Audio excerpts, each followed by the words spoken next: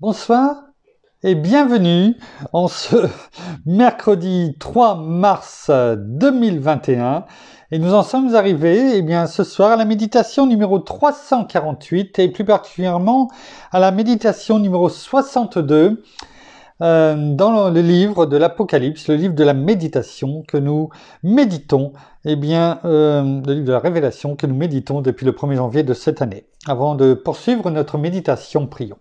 Père, dans le nom de Jésus, bien-aimé Saint-Esprit, nous t'implorons, nous venons à tes pieds une fois de plus, nous soumettre à ta parole, à ta volonté, car c'est cela, qui nous est profitable. Que ta parole, une fois de plus, vienne nous toucher ce soir, qu'elle vienne nous remplir, qu'elle vienne ouvrir nos yeux grands à ta vérité, à ton enseignement, à ta volonté pour nos vies, afin que tu nous conduises en permanence, dans ce que tu veux que nous accomplissions pour toi. Dans notre destinée, chacun la nôtre, mais bien souvent, complémentaire, comme un puzzle qui se forme selon ce que tu désires pour ton Église, pour le royaume de Dieu sur terre. Alors que, une fois de plus, tout ce que nous apprendrons ce soir, soit pour ta gloire, Père, dans le nom de Jésus. Merci, bien-aimé Saint-Esprit. Amen. Nous allons continuer donc le message de notre Seigneur Jésus, que notre Seigneur Jésus donne à l'église de Pergame au travers de l'apôtre Jean et qui nous parvient jusqu'à nous aujourd'hui. Reprenons ce que notre Seigneur dit du verset 12 au verset 17 dans ce chapitre 2. Écrit à l'ange de l'église de Pergame, voici ce que dit celui qui a l'épée aiguë à deux tranchants. Je sais où tu demeures, là est le trône de Satan. Tu retiens mon nom et tu n'as pas renié ma foi. Même au jour où Antipas, mon témoin fidèle, a été mis à mort chez vous, là où demeure Satan. Mais j'ai contre toi certains griefs. Tu as là des gens qui maintiennent la doctrine de Balaam. Ils enseignaient à Balak à faire en sorte que les fils d'Israël trouvent une occasion de chute en mangeant des viandes sacrifiées aux idoles et en se livrant à la débauche. De même, tu as toi aussi des gens qui maintiennent pareillement la doctrine des Nicolaïtes. Repens-toi donc, sinon je viendrai à toi et je les combattrai avec l'épée de ma bouche. Que celui qui a des oreilles écoute ce que l'Esprit dit aux églises. Au vainqueur, je donnerai de la manne cachée et un caillou blanc. Sur ce caillou est écrit un nom nouveau que personne ne connaît, sinon celui qui le reçoit. Amen. Nous étions donc dans ce dernier verset, le verset 17. On avait déjà vu que celui qui a des oreilles écoute ce que l'Esprit, le bien-aimé Saint-Esprit dit aux églises, le même message, comme on a pu le dire pour les 7 églises, les 2 églises que nous avons déjà étudiées, méditées, celle-ci, l'église de Pergame, et ça sera le même message, en tout cas cette partie pour toutes les églises. Au vainqueur, on l'a vu, je donnerai. Et on avait terminé hier la méditation sur ça. Je donnerai quoi? On vient de le lire précédemment. De la manne cachée. On va déjà s'arrêter sur cela ce soir, je pense. De la manne cachée. Vous avez déjà entendu parler de la manne dans la parole. La manne, qui a été cette nourriture que notre Père, a donnée au peuple d'Israël dans le désert. Lui qui murmurait, qui avait faim, qui voulait, et qui disait, mais pourquoi tu nous as fait venir dans le désert pour y mourir? Pourquoi ne sommes-nous pas restés finalement en Égypte où, sous-entendu, nous n'avions pas forcément grand-chose parce que, ils étaient esclaves là-bas, ils travaillaient, mais on leur donnait quand même ce qu'il fallait plus ou moins pour qu'ils aient un minimum de force, mais pas trop, pour pas qu'ils se rebellent et qu'ils se retournent contre l'Égypte. Donc juste ce qu'il faut pour se nourrir, avoir un peu de force pour tenir le coup le lendemain, même s'il y en avait une partie qui décédait, ce n'était pas grave, parce que il y avait tellement de naissances que, voilà, au fur et à mesure des décennies, le renouvellement était là.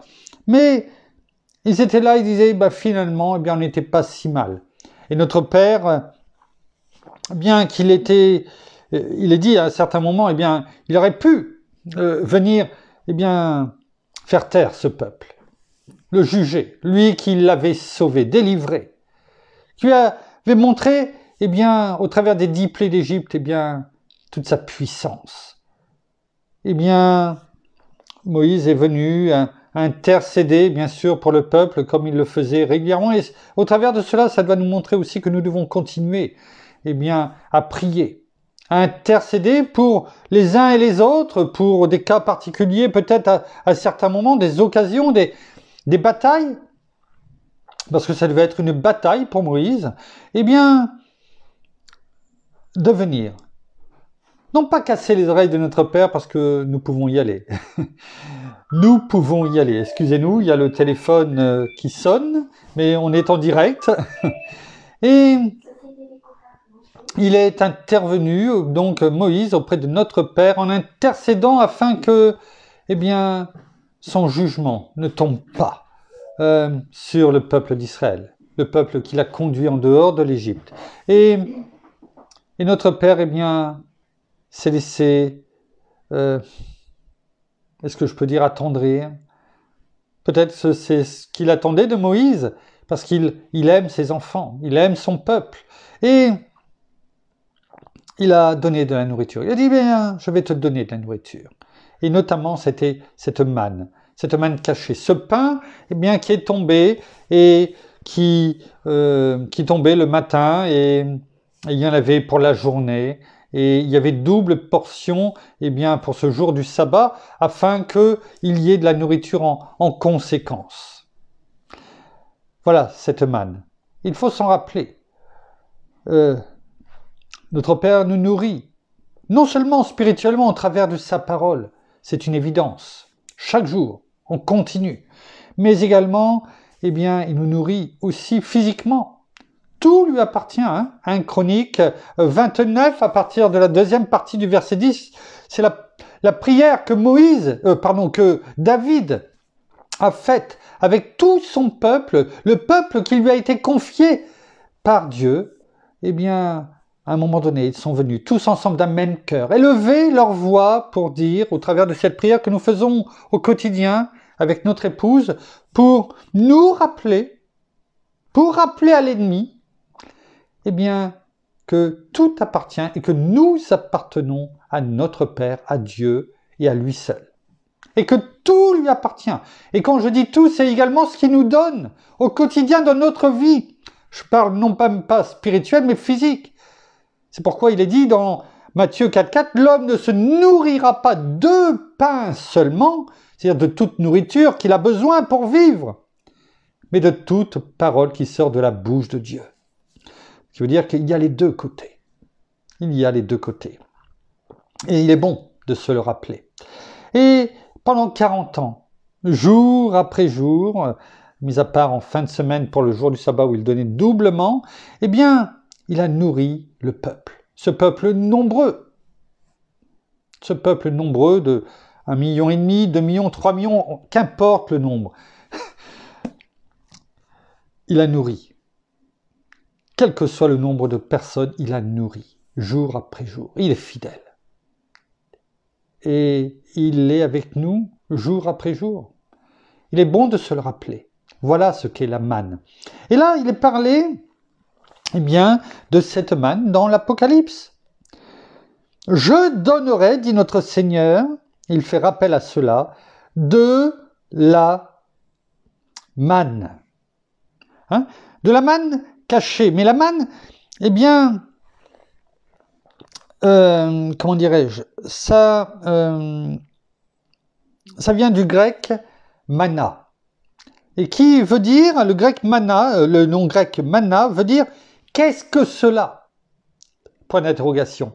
Et je pense que c'est ce qu'ont dû dire, c'est sûr, eh bien, lorsque c'est tombé pour la première fois.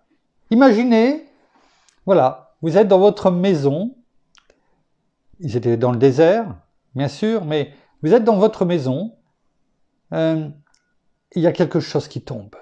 Et c'est quelque chose, eh bien, c'est de la nourriture pour vous, pour nous. Imaginons simplement la scène. Il est bon quelquefois d'imaginer. Je pense que nous aurions dit la même chose. Qu'est-ce que cela? Qu'est-ce que c'est? Qu'est-ce que c'est? Qu'est-ce qui arrive? C'est cela que veut dire manna en grec. Qu'est-ce que cela? Alors, au travers de ce que l'on médite, c'est-à-dire de la manne cachée. Alors là, il y a bien plusieurs interprétations. Non pas que nous donnons, mais qui sont sorties. Plusieurs interprétations, dont une, on en parlera, eh bien, qui est, à mon avis, la vérité de ce que nous lisons et ce que nous méditons au quotidien. Alors, la première, c'est que au départ, une fois que la manne a nourri le peuple, etc., eh bien, au départ, eh bien, dans le lieu très saint, et pour ceux qui ont suivi régulièrement les méditations, eh bien, on l'a médité un petit peu, où se trouvaient les choses, eh bien, notamment dans le temple ou dans le tabernacle. Eh bien, au départ, dans le lieu très saint, notamment dans le premier temple, eh bien, on conservait de la manne. On le conservait dans un vase, et ceci en souvenir. De toute façon, la parole le dit, tu mettras cela en souvenir, tu garderas. En souvenir de la nourriture dont on vient de parler, que l'Éternel avait accordé à son peuple au désert. Et cette manne cachée, eh bien, était où? Était cachée à quel endroit? Alors oui, vous allez me dire dans le vase. Oui, mais le vase, il était où? Eh bien, il était dans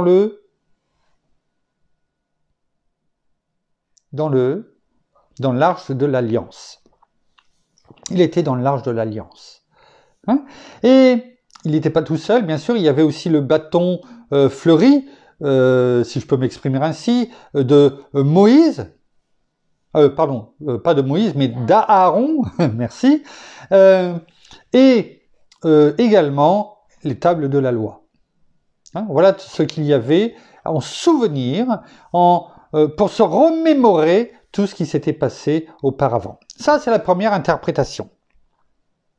Donc, cette manne qui était dans le vase et qui était cachée, eh bien, dans l'arche de l'Alliance, dans le temple, ou dans le tabernacle auparavant. Et la deuxième interprétation, eh bien, remonte plutôt à des personnes, enfin des théologiens ou autres, enfin en tout cas qu'importe, eh bien, on retrouve plutôt ici, dans ce que nous voulons dire de la manne cachée, eh bien plutôt la tradition juive, selon laquelle l'arche de l'Alliance et le vase qui contenait, comme on l'a dit précédemment, eh bien la manne, eh bien avaient été cachés par le prophète Jérémie, juste avant la destruction du temple. Vous savez, on l'a bien souvent parlé et vu au travers des méditations sur les psaumes des temps modernes, eh bien souvent on voyait Ésaïe, Jérémie, et quand il avertissait le peuple de Jérusalem, en disant « Repentez-vous, parce que sinon, voilà ce qui va se passer ». Et bien sûr, il a été... on l'envoyait, on lui disait « Tais-toi ». Tais-toi. Et bien entendu, il avait prédit plutôt, eh bien, la destruction du temple de Jérusalem et la déportation à Babylone. Et certains disent, la tradition juive en tout cas, eh bien que l'arche, qui aujourd'hui reste lui-même caché, on ne sait pas où il est, eh bien disent que l'arche, la manne, donc avec le vase, et bien entendu, bien je pense aussi le reste, c'est-à-dire les tables de la loi et, comme dirais-je, le bâton fleuri d'Aaron, eh bien, ont été cachés par le prophète Jérémie juste avant, parce que lui savait que le temple allait être détruit, et donc a caché tout cela afin que cela ne tombe pas dans les mains de l'envahisseur babylonien. Ça, c'est la deuxième interprétation. La troisième interprétation, qui est beaucoup plus, je dirais, au travers de ce contexte qui est le nôtre dans le livre de l'Apocalypse, qui est à mon avis beaucoup plus réel et beaucoup plus, et on se laisse conduire par la parole quand je l'ai médité, eh bien, en ce qui me concerne en tout cas, je pense plutôt que la manne, ici, pardon, est considérée comme le vrai pain de vie.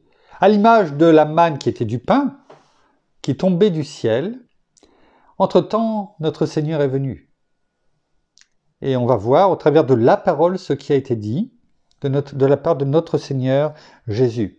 Et en ce qui me concerne ici, eh bien, je pense, et j'en suis persuadé, que la manne ici est considérée comme l'image, par rapport à la manne, du vrai pain du ciel, qui est bien sûr notre Seigneur Jésus. On le voit notamment dans l'évangile de Jean,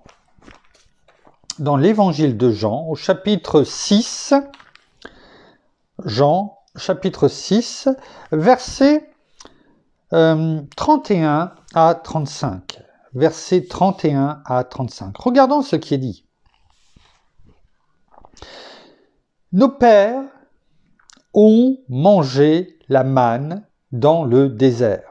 Selon ce qui est écrit, il leur donna à manger le pain venu du ciel. Jésus leur dit, et là maintenant c'est notre Seigneur qui parle, en vérité, je vous le dis, ce n'est pas Moïse qui vous a donné le pain venu du ciel, mais mon Père vous donne le vrai pain venu du ciel. Car le pain de Dieu, c'est celui qui descend du ciel. Ce qui est arrivé avec la manne. Et qui donne la vie au monde. Ils lui dirent, Seigneur, donne-nous toujours ce pain-là. Verset 35, Jésus leur dit, moi, je suis le pain de vie. Celui qui vient à moi n'aura jamais faim. Et celui qui croit en moi n'aura jamais soif. Sur ces paroles de notre Seigneur, eh bien, je crois qu'on a compris de quelle manne il voulait nous parler. Il nous le dit clairement dans ces versets que nous venons de lire de Jean, chapitre 6, versets 31 à 35. Et donc là, on parle bien de cette nourriture spirituelle inconnue du monde, mais révélée à l'enfant de Dieu. Le monde ne connaît pas cette manne. Elle est spirituelle, inconnue pour le monde, mais elle est bien réelle. Elle est bien réelle pour l'enfant de Dieu. Regardons, toujours dans ce même chapitre 6, au verset 51, ce que notre Seigneur dit, confirme. Moi, je suis le pain vivant, descendu du ciel. Si quelqu'un mange de ce pain, il vivra éternellement. Et le pain que je donnerai,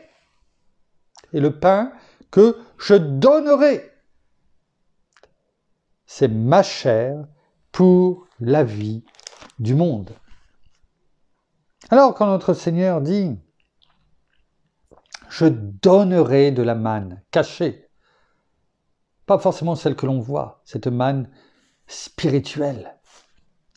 Bien sûr, les apôtres, tous ceux qui ont vu notre Seigneur, ils le voyaient.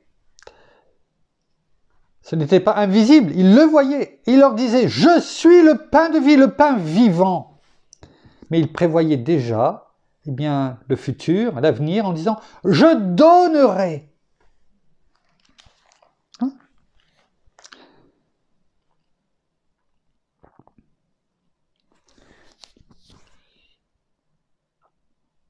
Et le pain que je donnerai, c'est ma chair pour la vie du monde. Et c'est ce qu'il a fait.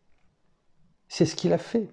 Et quelque part, eh bien, ce qu'il dit là, eh bien, il le redit, parce que tant qu'il n'est pas revenu, eh bien, déjà, tant qu'on peut dire aujourd'hui, eh bien, il y a un salut pour le monde, pour chaque personne qui ne l'a pas encore reçu comme le pain vivant, et il nous confirme, eh bien, qu'il nous donnera. Il nous donnera de cette manne cachée. Oui.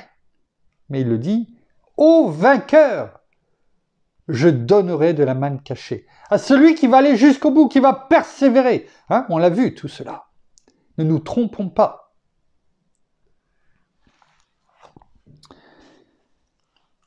Voilà, c'était ce que j'avais écrit, mais n'oublions pas ce qui est écrit, c'est au vainqueur, à celui qui vaincra, que notre Seigneur donnera de la manne, et c'est à celui-là, à cela, hein, on l'a vu, hein, ce n'est pas que pour un vainqueur, eh bien c'est à chaque vainqueur, à chaque personne qui vont aller jusqu'au bout, qui vont persévérer, eh bien c'est à cela, à chacun d'entre nous, je n'en doute aucunement, qu'il fait cette promesse. Parce que c'est une promesse.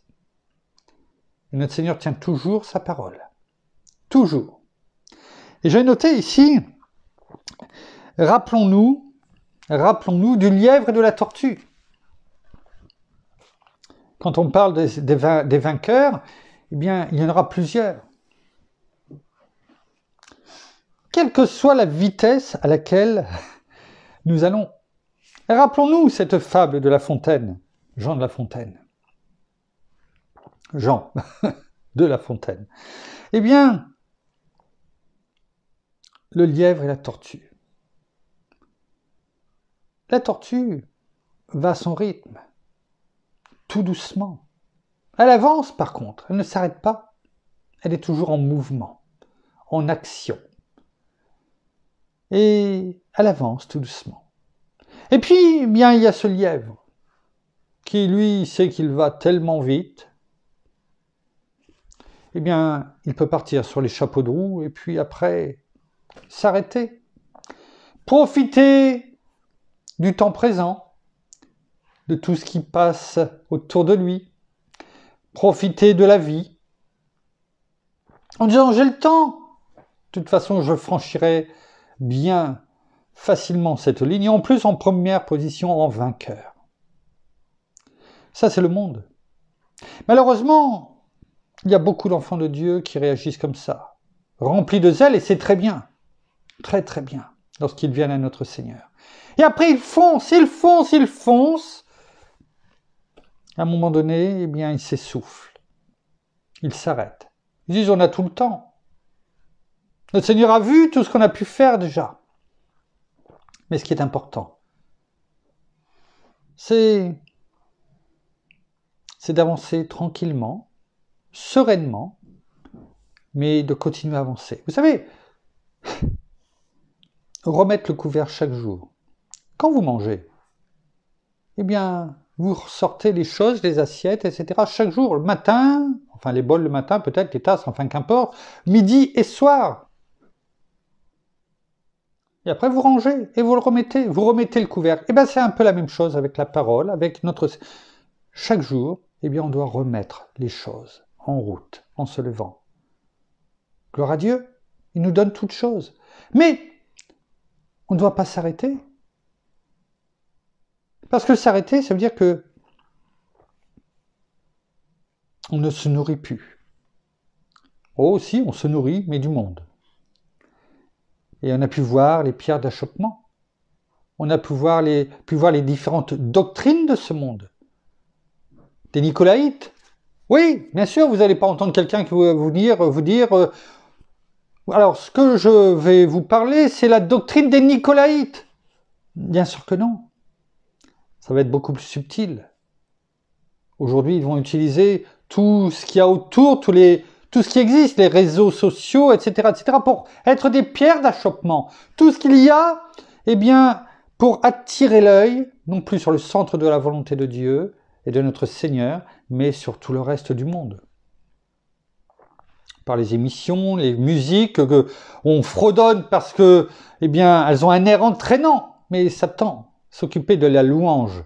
Lucifer, en tout cas, s'occupait de la louange, eh bien, avant d'être rejeté, eh bien, du troisième ciel. Et il connaît la musique. Il sait ce qu'il faut. Et bien souvent, et on le voit au travers, pas que des jeunes générations, bien entendu, eh bien, ils chantent des chansons en anglais, entraînant, etc. Ils ne connaissent pas les paroles. Et donc, ils ne connaissent pas ce qu'ils sont en train de, finalement, de louer, parce que ce qui sort de la bouche, c'est comme des louanges, hein, eh bien, à d'autres personnes autres que Dieu, notre Seigneur et notre bien-aimé Saint-Esprit. Ça, c'est pour l'aspect de la musique. C'est la même chose pour la télévision, pour les lectures, pour ce que l'on peut regarder au travers des réseaux sociaux, des sites internet et tout ce que l'on peut recevoir comme parasite également sur les portables à chaque minute. Des notifications pour faire tomber, pour tiens, viens voir, regarde, pour attirer l'œil. Et quand on parlait des doctrines des Nicolaïtes, c'est-à-dire la débauche notamment, et donc pornéo, la pornographie, eh bien je peux vous garantir, et je l'ai dit, combien de fois je l'ai montré à mon épouse, eh bien tiens, je dis, regarde.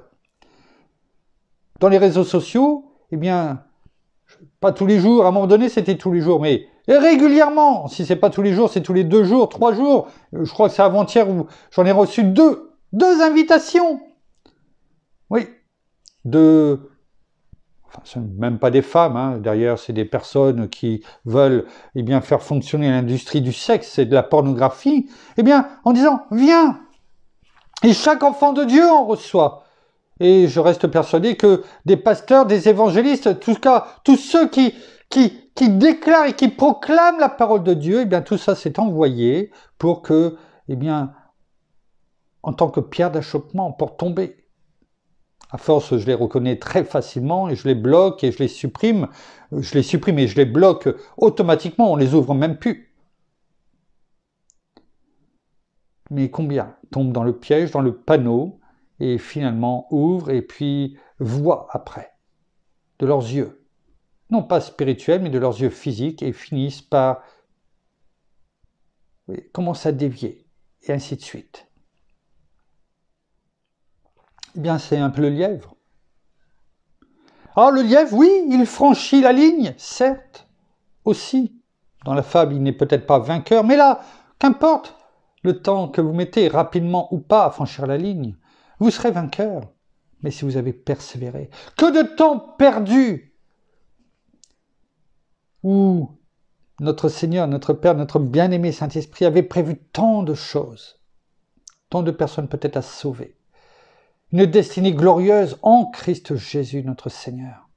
Que de temps perdu à s'arrêter comme le lièvre, à tout bout de champ, se disant « je rattraperai le retard ». Mais tout ce temps, vous ne le rattrapez pas. Et peut-être que beaucoup de rendez-vous divins avaient été prévus, qui ont été ratés, et peut-être tellement d'âmes qui auraient pu être sauvées par vous, parce que notre Père, eh bien, l'avait prévu, et qui ont été ratés.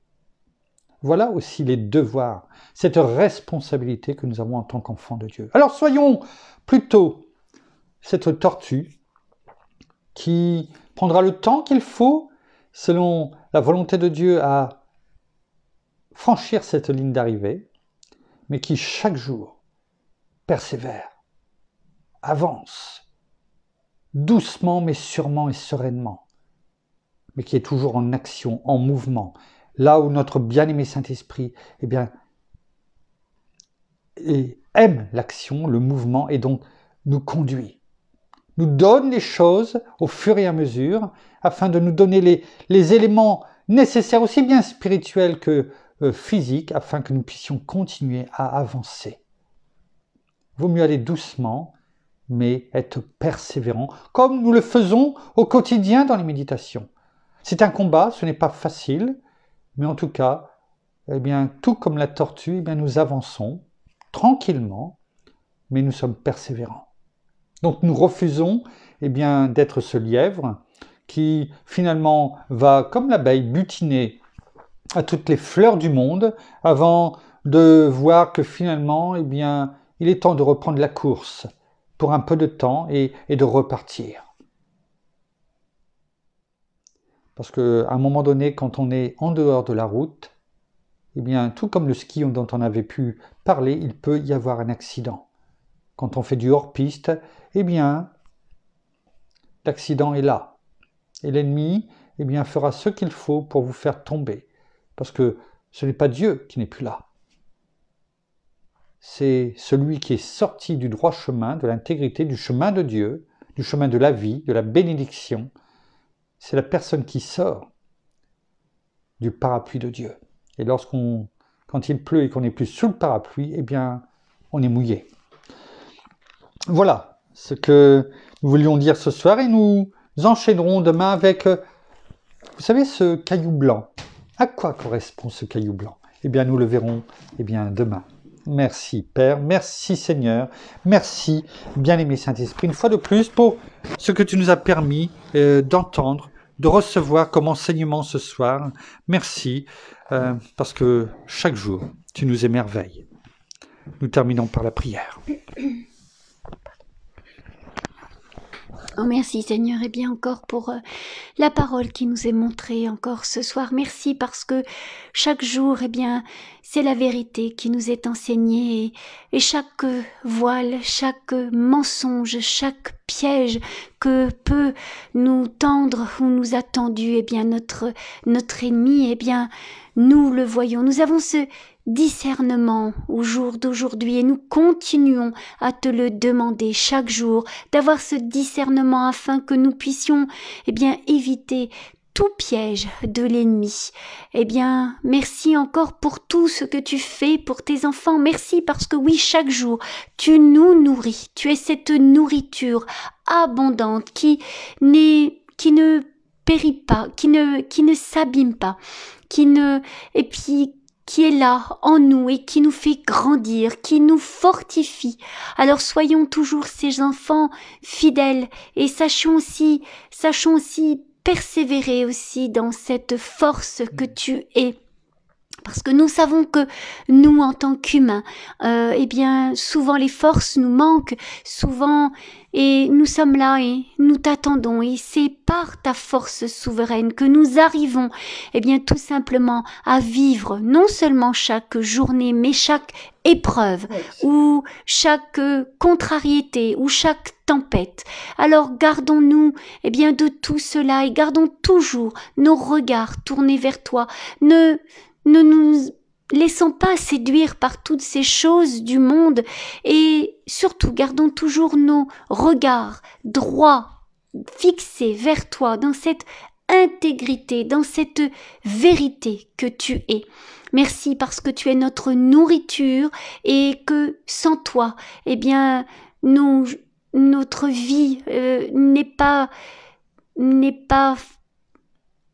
une vie que nous voulons vivre tout simplement. Et c'est pourquoi nous voulons vraiment nous confier chaque jour en toi. Et chaque jour, nous voulons marcher avec toi dans tes pas. Alors nous te remercions de tout ce que tu fais pour chacun de tes enfants, pour tous nos frères et sœurs, pour bien sûr leur famille. Et nous voulons vraiment te remettre eh bien chacun d'entre eux dans tout ce qu'ils vivent au jour d'aujourd'hui, que ce soit dans les couples, que ce soit dans les familles, que ce soit dans leur travail, que ce soit aussi eh bien dans la maladie. Eh bien nous voulons tout simplement nous fortifier en toi, parce que c'est toi qui es notre force. Tu es, oui, notre force et notre espérance. Et chaque jour, eh bien, nous voulons continuer avec toi. Alors, soyez tous abondamment bénis, restez fermes, restez vigilants et surtout, eh bien, soyez toujours dans cette persévérance de ne jamais baisser les bras, de ne jamais abandonner afin de terminer, eh bien, tout simplement cette course.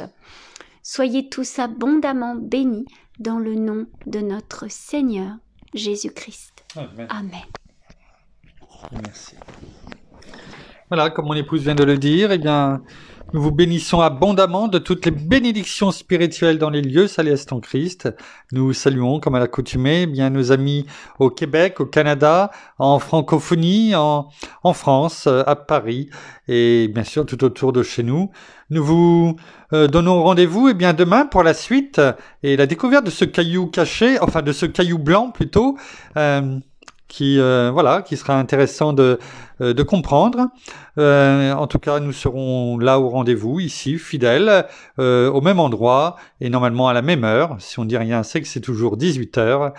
Nous vous souhaitons une bonne fin de journée, soirée, un bon appétit pour ceux qui vont passer à table, et une très bonne nuit à toutes et à tous. À demain, au revoir.